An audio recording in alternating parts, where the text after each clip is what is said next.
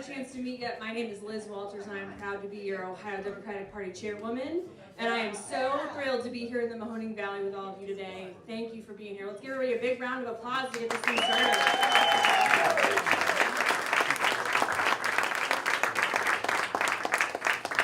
We are 7 days out from Election Day this year, and I don't know about you, but I can sure feel it out here around the state. We are getting out all over Ohio to talk to voters about what's at stake, to tell them about how Democrats are laser focused on supporting working families, on putting forward all the values that we stand for as a party. And I couldn't be more proud of our ticket, from Nan Whaley and Cheryl Stephens to Tim Ryan, our hometown hero here running for the Senate, and all of our candidates up and down the ballot. Now, I know you all didn't really come here to hear from me. You came here to hear from some much more exciting guests that we have. But before we get started, I wanted to recognize and introduce someone who you guys all know very well, but maybe don't always get to see him the way we do. We all know Democrats as activists, as people who love our state, who love this party. This work can be hard, it's long, it's not just one election, it's many elections. But that work is made easier when we get to work with people like Sherrod, when we get to work for people like Nan Whaley and Cheryl Stephens, when we get to work for people like Tim Ryan every day when we get up. But that work is made even easier when I get to work with wonderful local leaders like Chris Anderson.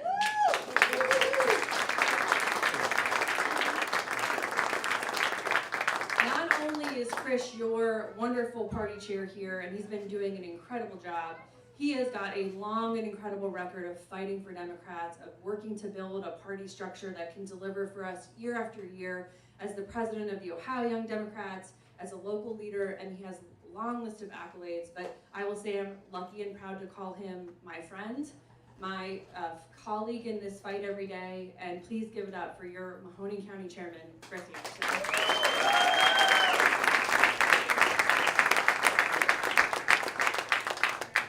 Thank you, Chair Walters, and thank you all so much for joining us today. What a great crowd. I think we could probably fit a couple more people in the middle over there, though. So for those of you that I don't know, my name's Chris Anderson. I have the privilege of serving as your Mahoning County Democratic Party Chair. To echo what Chair Walters said, we're 7 days away from an election that's not going to just determine the direction of our state, but it's going to determine the direction of our county government as well. I know at this point you've probably heard me say this 1 or 2, 100 times this election cycle. But the question our voters are going to face is actually really simple. It's what team wants to fight to improve their lives versus what team wants to spend their time fighting culture wars. That's right. It's what team wants to stand up for women's rights and workers' rights versus what team wants to stand up for big corporations. And it's for those reasons that not only do we need to elect Tim Ryan and create the most pro-worker senatorial delegation in the entire country, but we have to elect people like Nan Whaley and Cheryl Stephens, as well as the rest of our statewide ticket. But that doesn't stop at the state level either. We also have to elect our local ticket. I want to give a quick shout out to those candidates who ran incredible campaigns. You know, Republicans like Bill Johnson, Republicans like Bill Johnson, who've never left the backbench of Congress, love to call themselves job creators.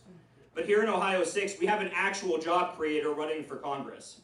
Lou Liris has not only created thousands of jobs over his career, but he's done so keeping a focus on our environment and working hand in hand with our brothers and sisters in labor. So give Lou a round of applause.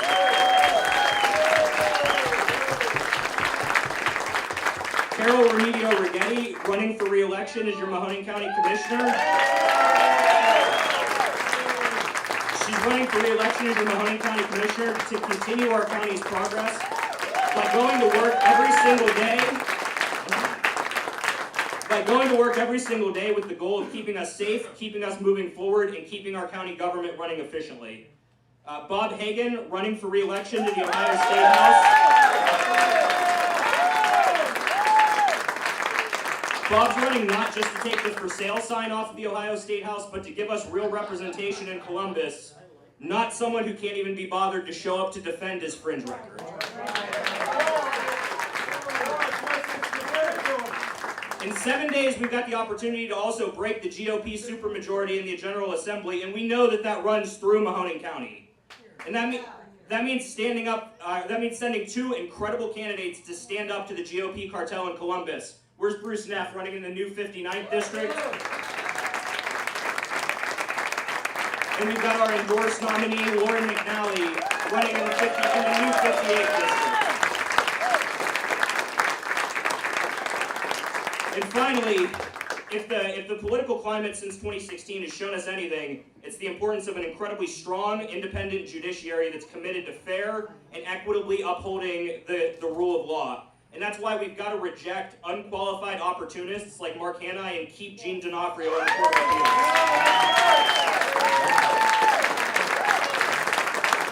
All right, and last but not least, in Mahoning County, we know we've got an incredibly rich history of electing Democrats. So if you're an elected Democrat, do me a favor and raise your hand. I tell you to stand up, but there's nowhere to sit.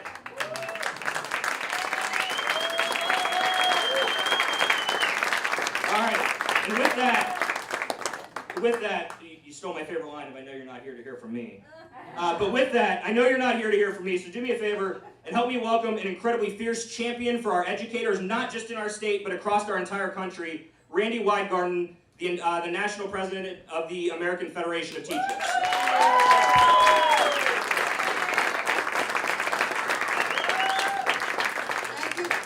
Thank you, Chris, but I am definitely shorter than you. Look, I am glad to be in Mahoning County again. I'm here a lot, but I'm here today for a very specific reason, which is you have incredible people running on the Democratic ticket. Whether it's Nan or Cheryl or someone who I'm about to introduce, Taylor, you have, or whether it's Tim Ryan, you have people who actually are fighting for regular people. You look at what Nan did in Dayton. You look at how she took on the opioid crisis. You look at how she put in pre-K. You look at what she has done in Dayton to have Dayton rise. You look at what Tim Ryan has done in Congress with Sherrod Brown, Sherrod in the Senate, Tim in the House. You look at the labor policy that they have tried to create, and finally, we have an industrial policy in the United States that's bringing manufacturing jobs back. It's not magic that Intel is bringing jobs back. It's not magic that Honda is bringing jobs here. None of this would have happened without the fierce commitment of Sherrod Brown and Tim Ryan fighting to have a labor policy that brought jobs back. I want to say one more thing, which is, you look at what that Ohio State legislature keeps on doing. The pulling back, the privatizing, the undermining the public good. And you think about what's happening with big corporations around the country. Look at what big oil has just done. $210 billion of profits in the first half of this year. That's B with a billion. So let's look at what's going on. Sorry, I'm a social studies teacher. Big oil is funding the Republicans. The Republicans are talking about inflation. Yeah, inflation is a problem. We have a war in Ukraine. We have supply chain issues. We just had a pandemic. It's a problem. But look at what they're doing. They're funding big oil. They wouldn't let the Democrats get a gouging bill passed. And look at what is happening with gas prices. Why don't they take that $210 billion and give it to the consumers instead of spending it in profit? That's why, if you don't have people like Sherrod and Nan and Tim in these positions of power, then the powerful always overtake the worker. And the powerful always overtake the children. And that's what's happening in education too. Siphon off money, siphon off money, siphon off money. How are we going to make sure we have kids have literature and have literacy and have pathways to the future if they keep on siphoning off, siphoning off, siphoning off? So this election It's an election about our future. Say that. It's an election about our future. They will keep with the culture wars and keep banning books and keep trying to pit people against each other. They will keep on taking a knife to democracy. We need to be the people fighting for the people. This last week, we got to get out the vote for Nan, for Cheryl, for Tim, for all of these other candidates that people talked about. That's our job. That's our job. And one of those candidates who I really want to just introduce, who I just met, is Taylor Sappington, who is your candidate for auditor. So, as I bring Taylor up, let me ask you, are we going to get out the vote? Yeah. Are we going to get out the vote? Are we going to get out the vote? Are we going to get out the vote? Are we going to make Ohio a worker state again? Are we going to make Ohio an education state again?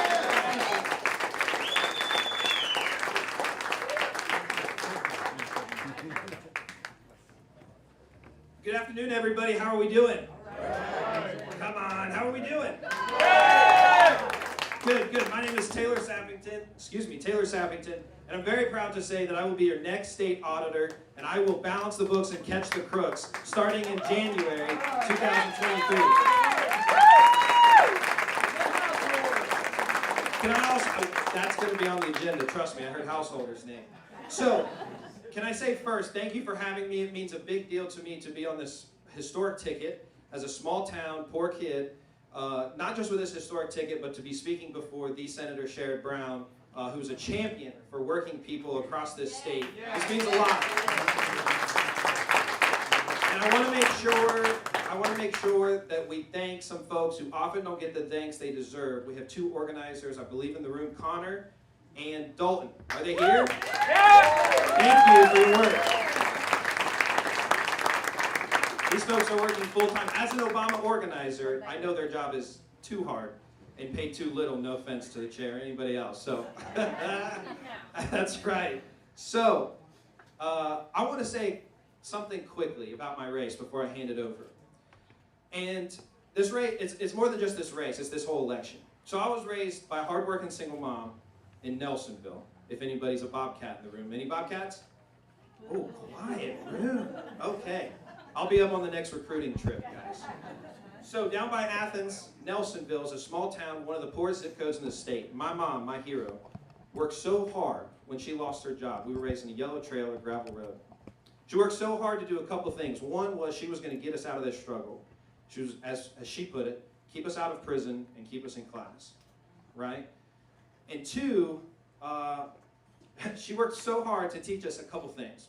And I want to talk about those couple things. The first is that we're all aware here in Ohio, if you're not Larry Householder or Mike DeWine or Pat DeWine, you have to work twice as hard to get half as far, right? And my mom told us that all the time. You guys are going to have to work twice as hard to get half as far. She said, forget fairness. You're a poor kid in Appalachia. That doesn't exist. She said, and she wasn't telling us you're going to have to work half as hard, or I'm sorry, go half as far. She said, you're going to have to work 4 and 5 and 6 times as hard to get the job done. And the second thing was, if you aren't good for your word, Taylor, if you're not a person of integrity and honesty, if people can't depend on you, that's when you actually have nothing. You can have all of the DeWine's millions of dollars, but if you're not good for your word, you're not worth anything. Right? Right. Right? So those two lessons kept us out of prison for the most part. My brother works in one. Does that count? He's the OCSCA president at Ross Correctional Facility. So the reason I bring this up is because my family, we had all the headwinds against us. Poor. We didn't own anything. Our car was repossessed. We lived in a trailer. We're in a poor zip code. And we made it because we worked hard and we were people of our word. My mom's a registered nurse and owns her first home now. One of the reasons she's my hero. One of the reasons I know that given just enough help, ladies can make anything happen in this world.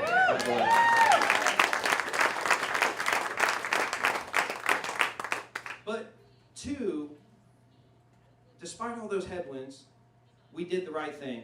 As city auditor, I turned in For indictment, $400,000 missing from the taxpayer. I earned jail time and restitution on behalf of the taxpayer. When I discovered that theft, there was nobody else in the room. Just like my mom said, there'd be nobody looking, and you still do the right thing anyway, right? Which is exactly what I want to do as your state auditor. Householder, House Bill 6, the PUCO Board, Jobs Ohio. We got a lot of work to do in this state, okay? And it's not just dollars and cents in the auditor's race, it's redistricting. The auditor sits on the redistricting commission. And do we have fair maps in Ohio? No. Absolutely not. We have the most unconstitutional and backwards maps, as I got to tell the senator earlier this year, almost Soviet-esque maps in Ohio because of partisanship and radicalism from our leaders. So if we want to do something about redistricting and a Larry Householder, we've got to win this race, the state auditor's race, okay? But here's my more important point. Here's my more important point. Nan and Cheryl and Chelsea and I and so many folks are running against people, working class people, by the way. They'll tell you about it. We're running against folks who have all the money, a world-class education. They have powerful and wealthy friends. They have all of the wins at their back. And they had mothers, too, who taught them the difference between right and wrong, just like mine. And despite that fact, they have done the wrong thing in front of all of us every single time. Every single time.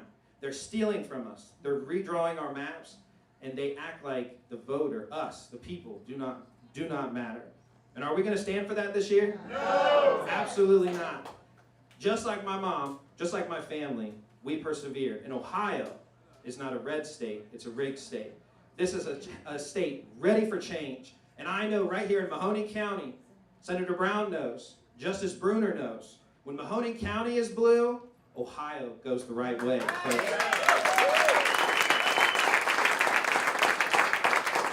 So I ask you, just like down in the hills of Appalachia, when you're in that voting booth, when nobody's looking, do the right thing. Do the right thing. Let's change Ohio, okay? We're going to do this. I believe in you. Do you believe in us? Yeah. Okay. It's my privilege. I'm Taylor Savington. I'm going to be your next state auditor. It's my privilege to introduce another historic candidate on this ticket, a single mom, a business owner, a great spark, a flame. Let me tell you, she's fire. Chelsea Clark, your next Secretary of State. Thank you.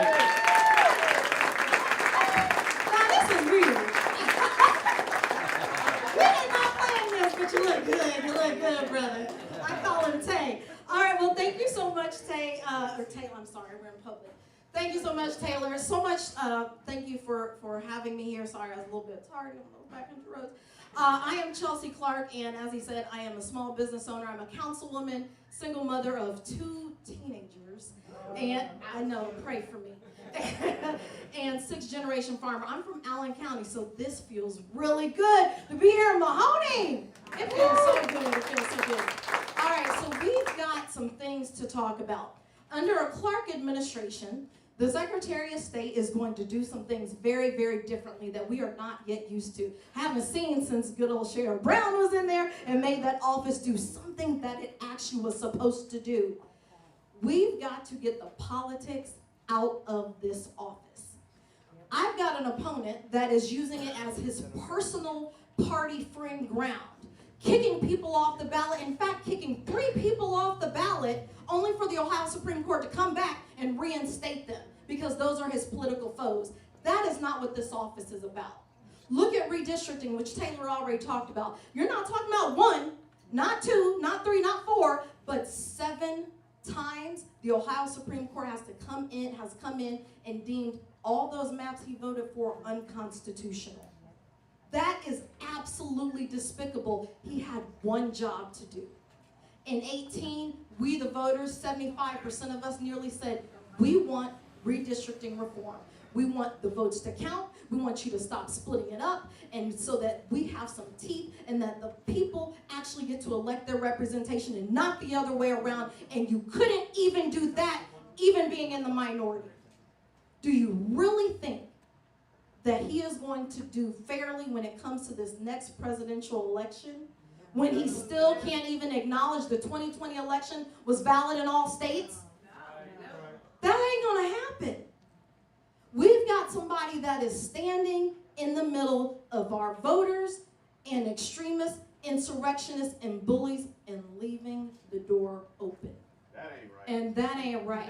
What we have to have instead is someone that is going to be on the side of voters. Under a Clark administration, we're going to expand early voting days and hours. We're going to make sure that we've got secured ballot boxes across these counties that are accessible to folks. We're going to ignite automatic voter registration. And when it comes to the business side of these things, we're going to make sure that we start an Office of Entrepreneurship, making sure that the best practices are there for the mom and pop businesses like myself. I don't have 300 employees. We've got small businesses, and it shouldn't take highfalutin attorneys and well-paid and extreme dollars and accountants to make sure that we understand how to get through these portals. This democracy has to work for everybody. And what they are spinning is that this is about Democrats versus Republicans, and it ain't. That's not what this fight is about. Please understand, we've got 7 days to talk to people. This is about democracy versus autocracy. This is about fact versus fiction. This is about truth versus lies. We are going to be on the right side of this.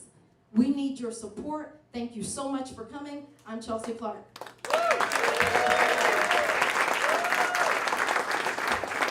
And I'm introducing our next Lieutenant Governor, Cheryl Stephens.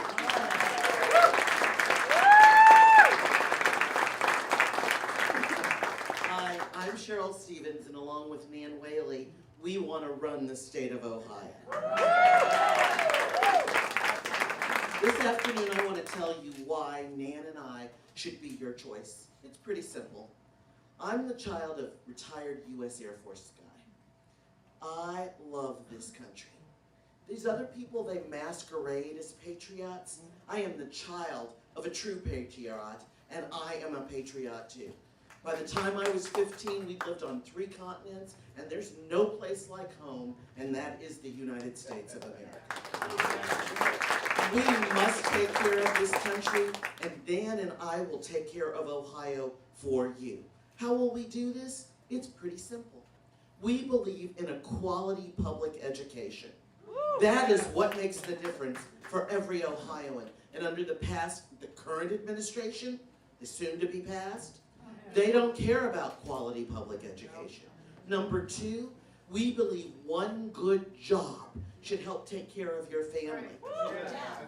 And number 3, we believe that if you have one good job, you can earn enough money to own a home of your own and build your own wealth.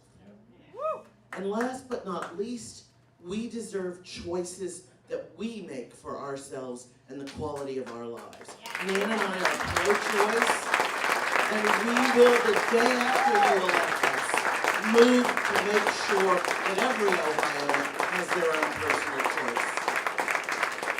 It's just that simple. We want your income to go up, your expenses to go down, and government to work for you. If you believe that we're to serve you, like the vote whisperer Sherrod Brown, then we will serve you. So without further ado, it's just this simple. Nan and I will serve you. Nan Whaley, the next governor of Ohio.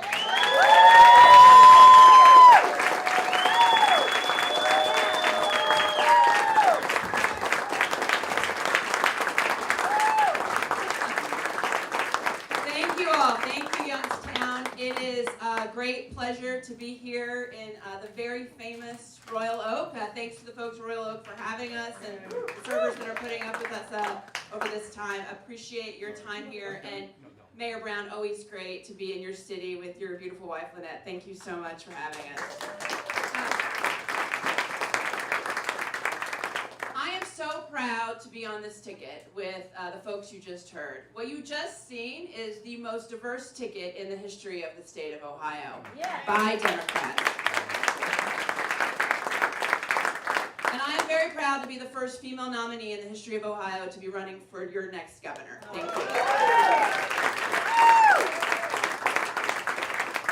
Now look, the reason why I decided to run is pretty simple. I loved being mayor, as Tito knows. I love the fact that local government is where stuff gets done, right? As a mayor, you have to be visionary about where your city's going to go.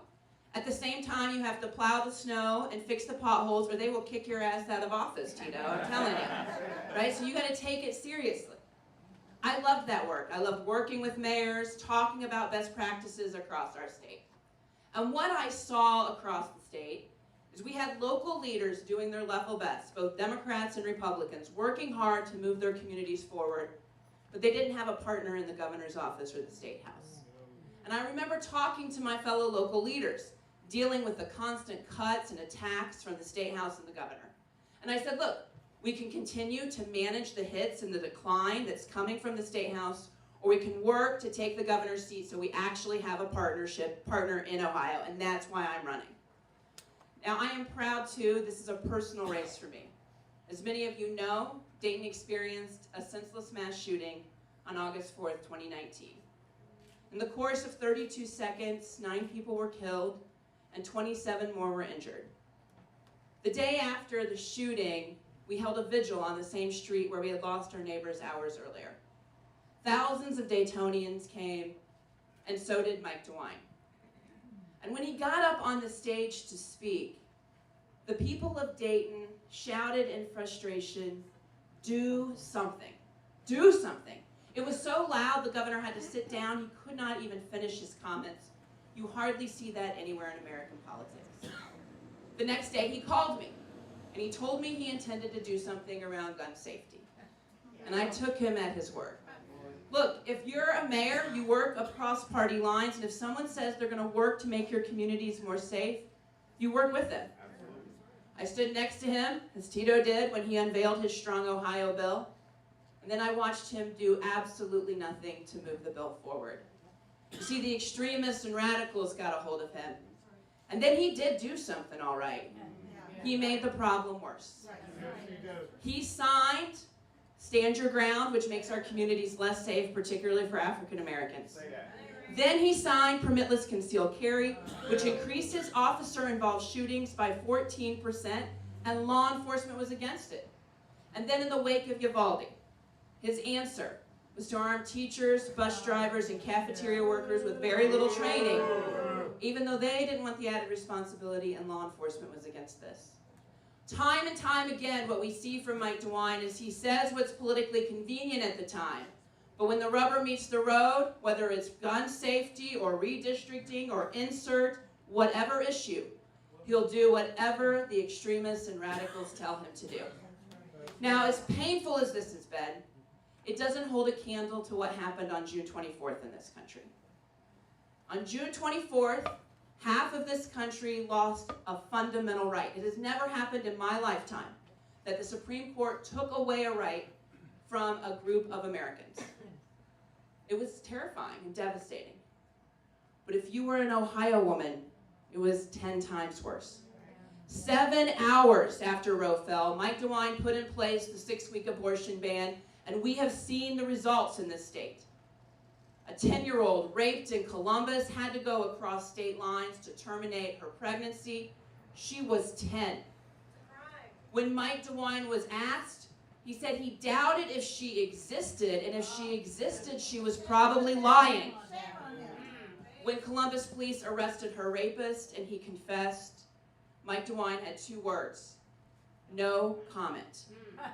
A woman in Dayton, excited to carry her pregnancy to term, goes to her monthly checkup, finds out she has cancer. She has to cross state lines in order to terminate the pregnancy just so she can fight for her life to receive life-saving chemotherapy. This is what we are getting in Mike DeWine's Ohio. And as bad as it is, it will get much worse. He has told anti-choice groups he wants to go, I'm quoting him again, as far as possible. You don't even have to imagine what that is. There's a bill in the State House that bans abortion at conception, bans birth control like IUD, and bans in vitro fertilization. Now here is the truth. Ohio is a pro-choice state. Ohio is a pro-choice state. Mahoning County is a pro-choice county, right? We are being governed by a tyranny of the minority right now. They think they can do whatever they want and we're just going to take it. But this November 8th, that is not the case. the first thing Cheryl and I will do once we come into office will we work to put Roe on the ballot to codify it in the Ohio Constitution so women never have to go through what they're going through right now.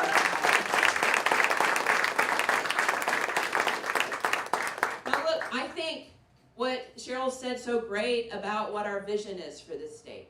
When folks pay to go up, their bills to go down, and their government to finally work for them. This is a common sense state. We know that. And we like common sense solutions. We want to raise the pay to $15 an hour so people don't have to work 2 jobs just to feed their kids. We want to get bills down. Going after price gouging. Ohio is one of the few states in the country where it is still legal for corporations to gouge consumers with no repercussions. DeWine could sign an executive order right now and make that happen. We will do that the very first week we're there. We got to get prescription drug rates under control. Because again, Big Pharma pays a lot of money to Mike DeWine, and he gives the savings to them instead to us. We're going to cap insulin rates at $30 a month in this state, just like the state of Kentucky has done. My God, if Kentucky can do it, Ohio can.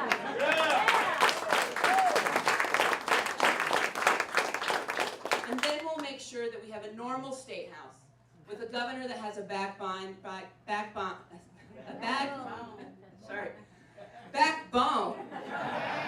to stand up to the extremists and radicals, because we don't have to take it anymore. I'm really, really excited about this race. I want to be clear, though, that we're at a crossroads in this state. I don't think people understand how close we are on which direction this state goes. Do we want to live in a state where, as a woman, you may have to choose to die on the operating table? Because women will choose to go elsewhere. Do you want to live in a state where you're not sure if your kids come home from the Friday night football games because of guns? Because that's happening right now. Do we want to live in a state where they flaunt democracy and draw lines whichever way they want, so we're not represented in Columbus? Now, I know the coastal elites are happy to take our jobs and our young people should we decide the wrong way, because that's what's going to happen. We are at a precipice in this state, a decision to be made about whether we're going to be a place that is committed to growing our communities, investing in our young people, and protecting freedom. Are we going to be a state that we're proud to live in, and proud that our kids and grandkids want to stay here? Or are we going to go another direction? We've been going the opposite direction for a while. And frankly, the choices now are so large in this election that people are going to decide, enough. I don't want to be here anymore. It doesn't have to be that way. Now, I've been involved in campaigns for decades, as many of you know. And we always say every election cycle that this is the most important election ever. If you're a woman in Ohio, this is the most important election ever. I'm asking you not only to come to these events, but talk to your friends and talk to your families, to make sure that your young people get out to vote, to go where they are in college, make sure their absentee is filled out and turned in. The future of whether they stay in this state is on the ballot this November. Now, I am very excited to be with the best senator in the entire country, Sherrod.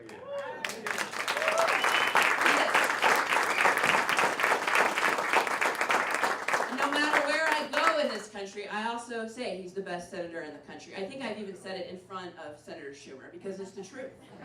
It's just the truth. We are so lucky to have his leadership, to have his vision of what the Ohio Democratic Party is, and frankly, what the National Democratic Party should be. A place that values work, that values the dignity of work, that fights for workers in the Valley, to the Miami Valley, to the Mahoning Valley. Every single day, he is unequivocal in it. And I'm really, really honored that he is also my mentor. Please give an Ohio welcome to U.S. Senator Sherrod.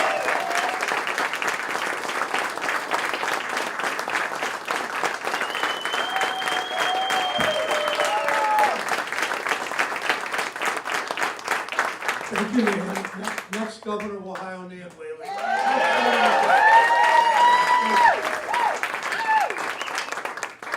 And I was reading the Plain Dealer today, and I think it was the Plain Dealer, there's a story of the governor of Michigan is now coming to Ohio, said I'm going to go visit engineering schools in Purdue and Indiana, and come to, I think she actually said, Youngstown State and Cleveland State and Ohio State, and start recruiting to get young people to want to move to Michigan. And Nan quickly stood up and defended our state and said how important it is that we change course, just the way she did today. So thank you for that. Randy, good to see you. I love Randy. I've seen Randy lots of places around this country. And I saw her bus out there. I heard she was going to be there. Then I saw the AFT bus. How cool was that? So, Randy, thank you for your leadership. And Randy speaks to the American Federation of Teachers, but she really speaks for the whole labor movement. And you saw it today, and it really, really, really matters. Madam Chair, good to see you, Liz. Taylor, good comments. Chelsea, I was just with Chelsea and Steubenville. Good comments. When I was, most of you aren't old enough to remember this, but I was Secretary of State. And when I was Secretary of State, one of the things we did, we went to the McDonald's Corporation, and they printed up, at our request, 1 million tray liners that were voter registration forms on them. And we registered literally thousands of voters. There were, for years, still voter registration forms at the Mahoning and Trumbull and Columbiana boards of elections that had ketchup stains, but they still counted. And that's the kind of, that's what a real Secretary of State would do. It's your job to help small businesses. You pointed out, I didn't really know that when I ran the first time. I figured that out after. But it's your job to promote voting and voter registration and encouraging people. And Chelsea will do that, and Taylor will keep them honest. I liked your line about the crooks in the books. That was good. Not the first time you used it, probably, but a good line. Appreciate that. Chris, thank you for the work you do. He is such a breath of fresh air, and I love his forge and steel fighting for you, Mahoning County Democratic Party, Sherrod. So thank you. I want to start with a real quick story, and I won't talk very long because you've been sitting here a while in a crowded room, or standing in a while in a crowded room. I grew up in Mansfield, Ohio City, a whole lot like Warren, a little small, tiny bit smaller than Warren, a city that you know well in the Mahoning Valley. And I went to Johnny Appleseed Junior High, so that was the name of junior high. And I walked the halls of Johnny Appleseed with the sons and daughters of steel workers that worked at Empire Detroit, auto workers that worked for GM, machinists that worked for Ohio Brass, and the sons and daughters of carpenters, electricians, and pipe fitters, and laborers, and operating engineers, and millwrights. But by the time I graduated high school, not long after, those plants were starting to shut down. The companies decided they moved production to Arkansas and to Mississippi to look for cheaper labor, and that wasn't quite good enough. That labor wasn't cheap enough, so the next stops were NAFTA in Mexico and PNTR with China and all the outsourcing. Now we hear Republicans blaming now we see these supply chains spread all over the world from the pandemic, as Randy was talking about, and we see what's happened with inflation. And we also know that in spite of what Republicans are telling us everywhere around the country, it's oil company profits, it's the meat packing companies, there's only 4 of them, jacking up the price of all kinds of consumer issues. It's the oil companies, the drug companies, and Wall Street. And the reason this is different is we're actually taking them on in Washington and fighting back the way that Nan's going to take them on, and Cheryl's going to take them on in Columbus, and how important that is.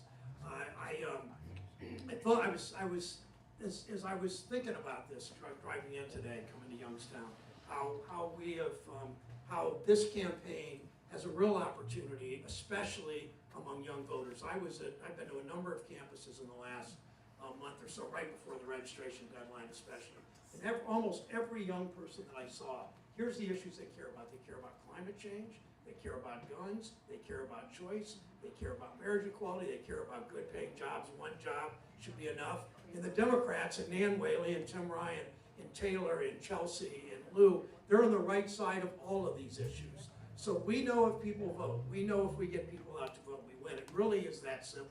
We will, some Trump voters have had it and moving over in our way, a few of them, and some, but it's all really about turnout. It's about getting young people, it's about getting women, it's about getting people of color to the polls. And that's what we know.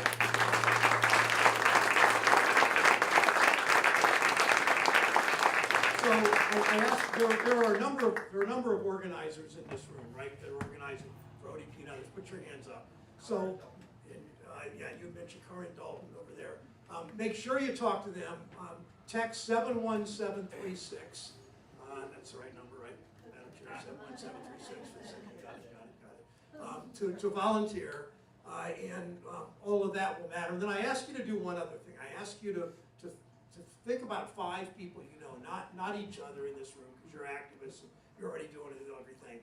Find 5 people that you know. You might know them from church, you might know them from school, you might know them from work, they might be your neighbor, they might be a cousin, they might be a nephew, that aren't really very interested in politics, but they'll listen to you and they'll follow your lead. And go to those 5 people. They got to be registered by now, but go to those 5 people and take them to the polls, or take them to early vote, or vote with them at their house or their absentee, whatever it takes. But we win this election, we win the Senate race, we win the auditor's race, the Secretary of State, the congressional race, the legislative races by kicking up turnout. We know that when we have good turnout, we win every single time. It's how I was able, how many years ago? 16 years, how many years ago? About 8 DeWine, 16 years ago, beat a guy named Mike DeWine, who's very, very beatable. This race is ultimately winnable, but it's got to be about turnout. So I ask you to do that. I'll close with this.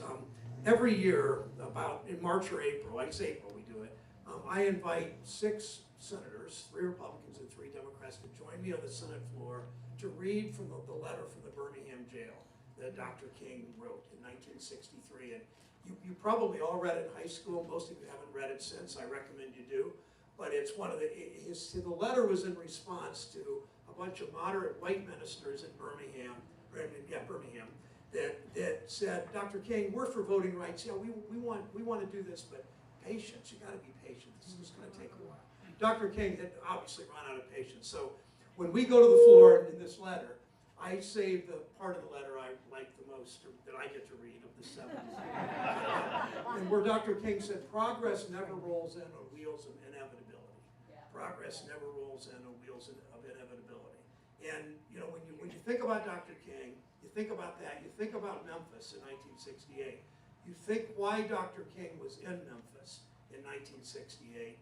He was there because sanitation workers, all black workforce, in one of the most exploited jobs in Memphis, serving the whole community.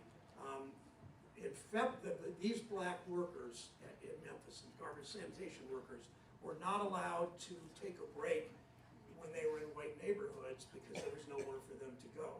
So these sanitation workers, you know, every 2-3 hours would take a 5 or 10 minute break, and they'd crawl in the back of the garbage trucks to rest. 2 workers were killed when the garbage trucks malfunctioned. So Dr. King was in Memphis. Keep this in mind. He was in Memphis for voting rights. He was in Memphis for worker rights too. And he understood, the reason I use the term dignity to work, it came from Pope Leo XIII, 120 years ago, the first international figure to really put workers front and center, Pope Leo XIII. But it was Dr. King who popularized that term. And he understood that the dignity of work was all about worker rights, and human rights, and gay rights, and women's rights for all of us. And that's what this race is all about. When Nan talks about workers, when Nan, what she did in standing up after the tornado, after the gun violence into the KKK in Dayton, my wife and I was always pretty close to Nan, but that's when we really saw Nan as the superstar leader she is. And so that stole me for her running for governor. So think about the dignity of work. For the first time, we have a government on the side of workers. Look at what President Biden has done, and I said I was closed, but I'll close with this. So President Biden's first week in office, 6 or 7 senators were meeting in a semicircle, sitting about this far from where Cheryl is, as we talked to him. He went around the room, what do you care about? And I talked about the child tax credit, I talked about housing, I talked about voting rights, talked about protecting the right to organize. And then I said, yes, Mr. President, thank you for how you talk about unions.